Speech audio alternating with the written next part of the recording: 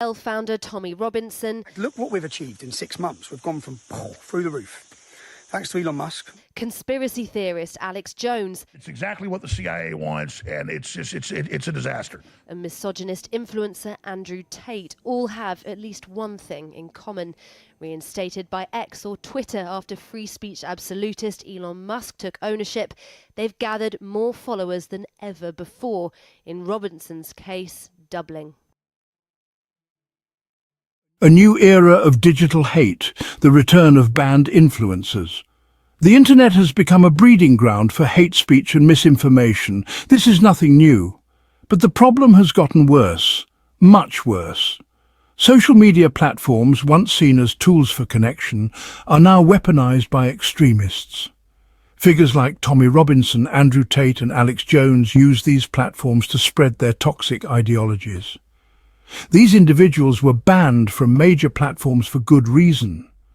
They incite violence, they promote hatred, they spread dangerous lies.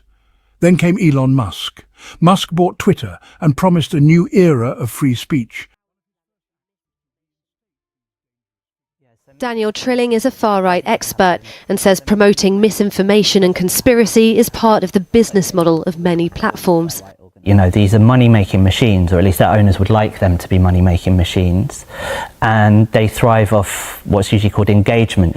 And very often the lowest common denominator is for people to just post stuff that is obviously wrong or inflammatory or upsets people, because that gets a lot of replies.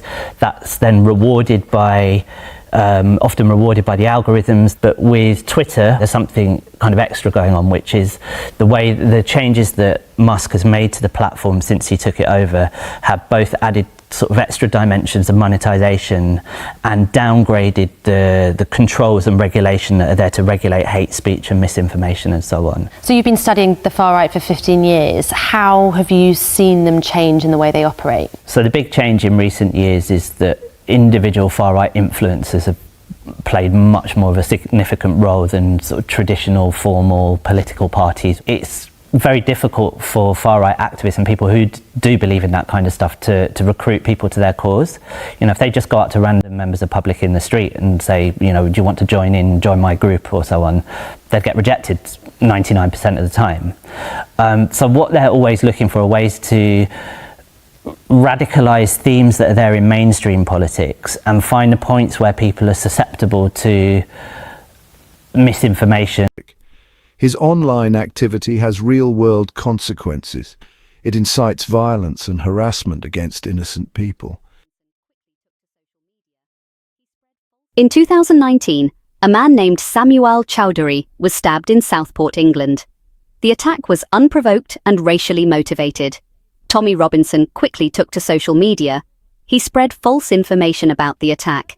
He claimed the victim was a Muslim who had attacked a young girl. This was a lie. Robinson's lies went viral. They fueled anti-Muslim sentiment. The real victim was harassed and threatened. The perpetrator of the attack was later apprehended. He was a white man with no connection to the Muslim community. But the damage was done. Online hate had fueled real-world violence. Section 5. The Illusion of Free Speech. Why platform accountability matters. Elon Musk and others argue that banning individuals from social media is censorship. They claim it violates free speech. This argument is disingenuous. Social media companies are not government entities. They are private businesses. They have the right to set their own rules. And these companies have a responsibility to protect their users. This includes protecting them from hate speech and misinformation. Allowing dangerous individuals to spread lies and incite violence is not free speech. It's a threat to public safety. Section 6. Beyond deplatforming strategies for combating online hate. Banning individuals from social media is not a silver bullet. It's a temporary solution. We need to address the root causes of online hate. This requires a multifaceted approach. We need to educate people about online hate and misinformation. We need to teach critical thinking skills. We need to support organizations that combat extremism. And we need to hold social media companies accountable for the content they allow on their platforms. Section 7. The role of government regulation. Balancing free speech with public safety. Governments have a role to play in regulating online spaces. This is a delicate balance. We need to protect free speech, but we also need to protect public safety. Laws against hate speech and inciting violence already exist. These laws need to be enforced online. Social media companies should not be exempt from responsibility. They should be held accountable for the content they host. Section 8. The power of media literacy. Empowering users to identify and reject misinformation. We can't rely on governments or social media companies alone. We all have a responsibility to be critical consumers of information. We need to be aware of our own biases. We need to be skeptical of information that confirms our pre-existing beliefs. We need to check sources. We need to be wary of emotional language and sensational headlines. We need to teach these skills to our children. Media literacy is essential for navigating the digital age. Section 9. Building a more resilient digital future, a call for collective action.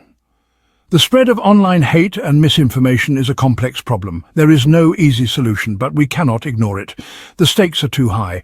We need collective action from governments, social media companies, and individuals. We need to demand accountability. We need to promote media literacy.